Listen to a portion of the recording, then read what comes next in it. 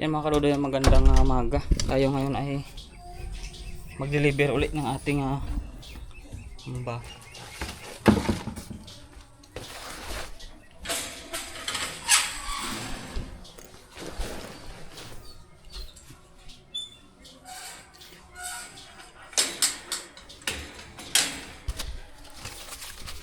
Para sa pintuan natin. So kunti lang yun, 6. Okay na yun, basta tayo pagkapirahan natin.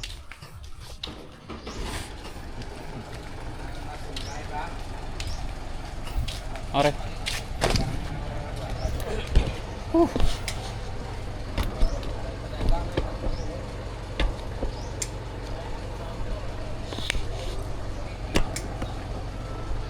Yan yung ating item.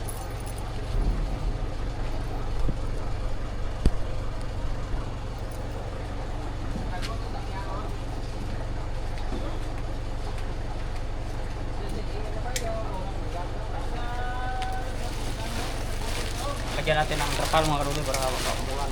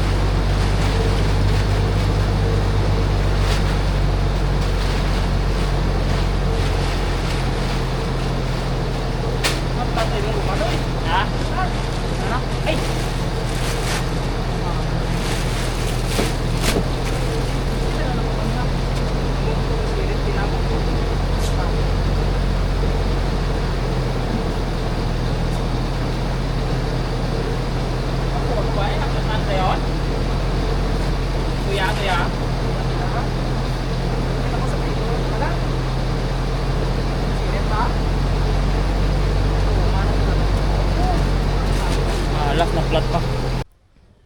Ay mga kaluloy, isang magandang hapon. So dito tayo sa shop ngayon. Wala pa yung tao natin. Mapapansin niyo ang lalapad ng mga akasya natin. Ganda ng mga tabla natin ngayon. Ayan.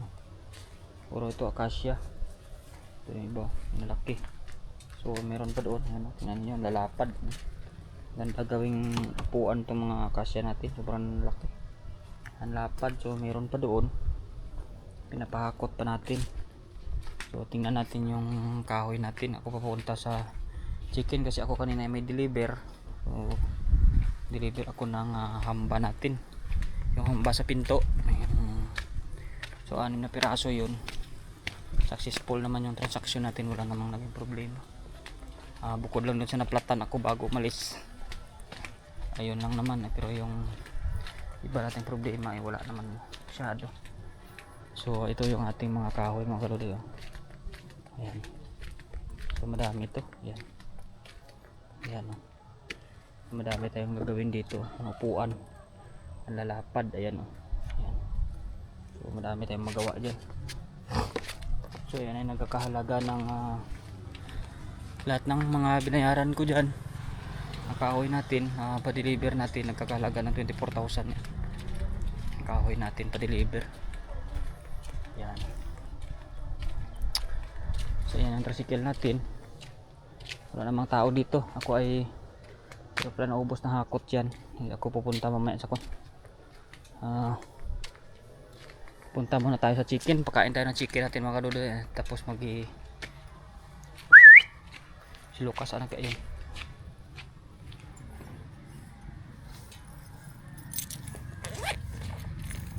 Punta tayo sa chicken. Tapos punta tayo sa okra natin. Saka check natin yung palay doon mga kaluloy. Pa-sprayhan ko na yun nung isang araw. Gawa ng busy na nga ako. Bigahe ako. Tapos madaling araw ako naalis. Tutulog ako pag tanghali. Pagdating ko tanghali na tutulog ako. Kaya pina-spray ko na lang sa Tigaga dito ng karaan. May babayaran pa nga ako dun. Itingnan ko muna kung tumalab yung spray niya, kasi pag hindi pwedeng pabayaan natin sa damo yun, kasi baka mamaya may problema tayo. Yung palay natin doon sa kabila mga kadudoy, nagbubunga na. So January talagang maaanin natin ang January yan. Siguro second week, third week na talaga yung pinanyakatudo yan sa January. Ani na tayo. Video na una tayo kasi siyempre sarili natin yung gamit kaya napabilis yung trabaho natin. Ito yung nakakalungkot oh. Inano na ng damo. Hindi mo na namatay yung sprayhan damo to eh. Yan.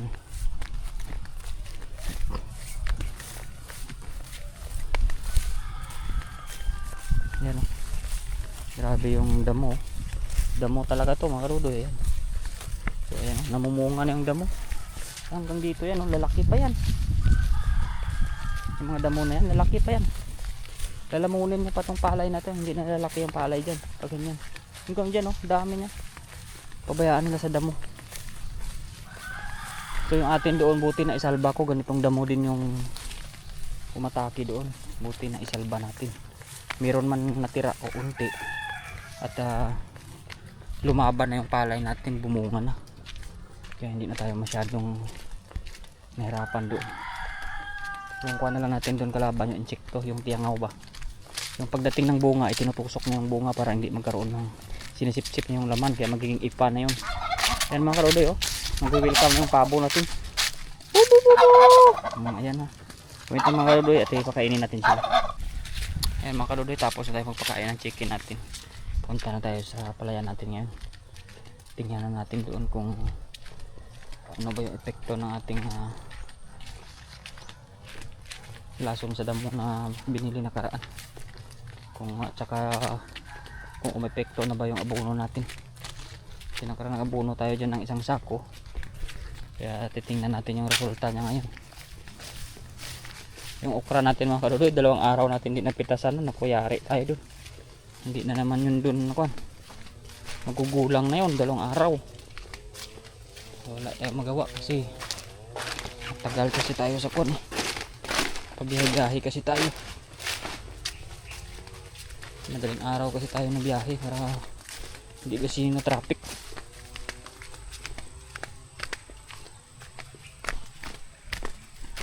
May mga orders na tayo mga kadudoy na item. Buti ay dumating na yung kahoy ko na i-deliver na. Galing pa kasi sa ibang bayan yung mga kadudoy. Nabili lang tayo. Kasi maganda sa kanila. Kasi yung mga kahoy ko sa bukid, nire-reserve ko lang yun. Pagdating ng panahon, pag nagkagipitan na sa kahoy, saka ko kuha na ng permit yung akin sa bundok. At saka para may sarili akong kahoy na maibaba. Pero sa ngayon, kuha na muna natin. Bibili lang tayo habang nag-deliver pa.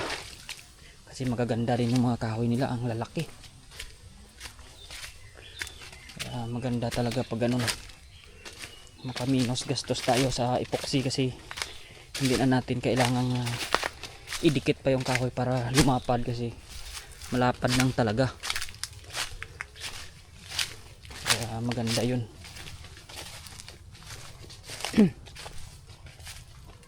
Nakakuha na yung palay natin oh. Wala na siyang tubig at ganito na yung itsura niya oh. So wala naman kasi nung damo. Hindi na natin alam doon sa mga iba. Tingnan natin kung tumalab ba yung spray. Kuti-kutin muna natin ito mga kaludoy. Walang mushroom ngayon.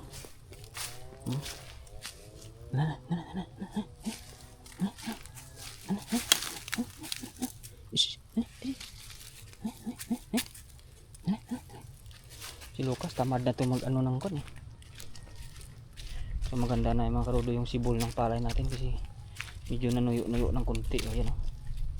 So maganda yung pagkakasibol, pagkatubo niya. Ayan oh. Dikita naman ninyo, mahawan pati masyado. Yan. Dahil siguro yung sa ginamit nating pang spray nakaraan bago tayo magtanim. Ayan o. Maganda. Ay, anong nangyari? Ba't may kwan dito oh? Meron talaga mga karodi minsan salbahe pa rin. Ayan oh. Kita mo yung apakan nila oh. Hindi naman nila inapakan pa oh. May apak talaga yung palay doon. Ayan pa oh. Dito pa oh. Hindi ko maintindihan talaga eh. Oh. Apak nila yung palay eh. Oh.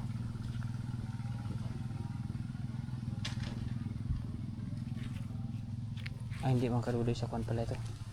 Tawag doon. Nagulat ako, naalala ko lang pala. May inutusan pala ako dito na kwan. Wala na, okay na. Nagtaka ako kasi yung kwan niya eh. Kala ko naman yung nang iibon. Alam mo mga karodi yung mga kwan dito. Kaso naalala ko diretsuhan yung kwan niya oh. Yung mga nang iibon paggabi, pag may ibon yung taniman mo ng palay, inaano nila yan. Kagaya noon may mga ibon. Minsan kasi yung ibon dyan natutulog. Inahabol nila yan.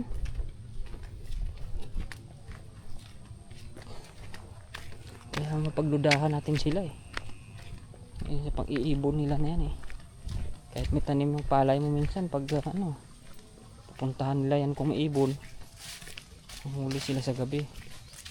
Sana huwag na nilang kunin kasi bawal na yun pag may tanim na. Napasa natin ito mga karodi. Lalaki ito eh. Yan. Hirap eh. Dumaan dito. Gawa yun eh. Masukal na ito. Kailan ko lang ito pinag-aanuhan dito eh. Pinagbabawasan ko itong mga damo na ito. Bilis sumaba ng kana. Ng dalusan tawag nito sa amin tong kawayan na ganitong klase. Dalusan. Ano natin para hindi tayo mahirapan. Yun oh. So kahit dito mga karuday oh. Yan, maganda rin pagkaan natin, wala akong sinunggay damo.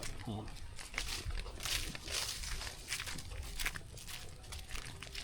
Ganda yung kulay ng palay natin kasi kumain na ng abono yan eh. So mag dressing na lang tayo sa susunod na yan pag nakakuha na siya. Naka 45 days siguro. Hindi natin ito pwedeng patubigan na ngayon mga karuday kasi tingnan natin nga kung bumaluktot yung mga damo. Parang hindi ah. Parang nakatingin pa rin yung mga damo ah. Pero mag ano yan, bata pa yan eh. Mamamatay yan pag tinamaan ng lason lang.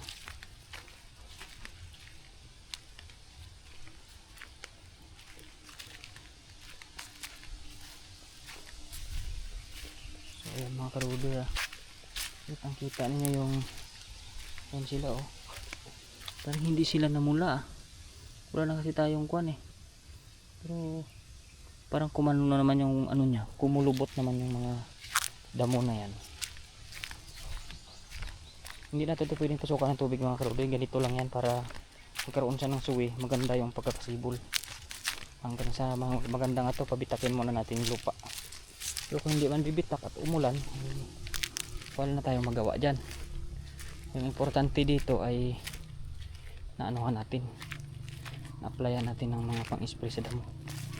Yung mga karudoy, gapang-gapang na yung ating sitaw. Pibabaw na, taas na.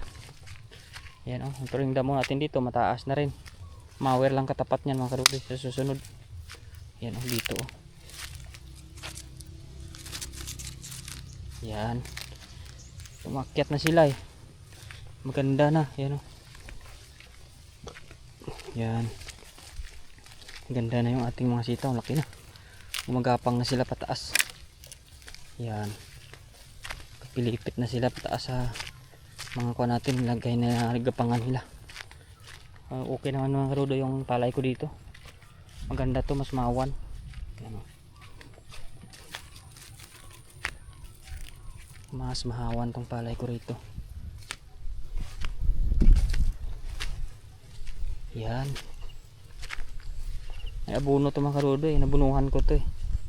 Pero hindi yata inulan. Hindi maganda yung pagkakatunaw niya. Yan pa yung iba oh. Simula na nag-abuno ako, hindi man masyado mulan. Pero madamad na makataas na mga kaduday. Ano? Sabi nga ni Kaduday, baka may bunga na eh. Paano ito? Ay, ang daming bunga okra, laki. Ang gugulang. Mga kaduday oh, sa isang pira. Ang puno, ang dami kasi ang gulang. So, ang dami nating maaanin yan. Eh mga kaduday, anihin ko muna, may daladala ako plastic eh. No? Babay muna, anihin natin okra, ang dami. Ayan kung mga kaduday, kung mapansin niyo, ang dami nating okra. Ayan oh, ang plastic. Yan. Ito na yung nanay kong okra doon. Dami. Kaya, ayun, mag-ikot-ikot na ako dito mga kadudoy. Tinatingnan ko yung saging. Kukuhanin ko ito sa susunod na araw. Palapit na kasi yung pista sa amin. Kaya, kuhanin ko yun. Ayun mga kadudoy, daming okra. Uwi na ako mga kadudoy. At tinignan ko lang yung saging dito. Yan o, dami pa doon. Dalawang buwig. Itataon ko lang yan sa ano. Kasi gamitin natin sa panglahok sa estopado. Ayun. Ayun mga kadudoy. Babay na muna at ako'y uwi na. Bye.